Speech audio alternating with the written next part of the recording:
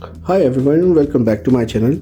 Today we are going to show you how you can turn on or turn off your developer mode in your Android phone. So let's go to your settings, scroll down, and here click on about phone, and here go to software information, and here you can see there is a build number. So tap it 7 times.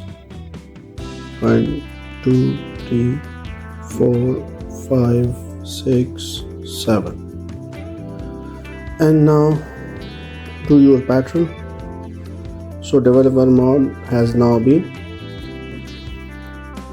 So now you can search here and you can turn it off if you want. Now go back to your main settings and scroll down till end, and here you can see here is a developer option. Click on it, and here now you can see developer options. Now I have turned it off, and if you want to use it again, go there, about phone, and go to build software information and build number, and tap it 7 times.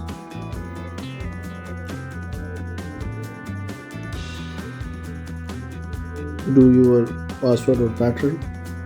Now you are in a developer mode. So here you go back, scroll till end, click on developer option. So it's now turned on. Hopefully this video will help you.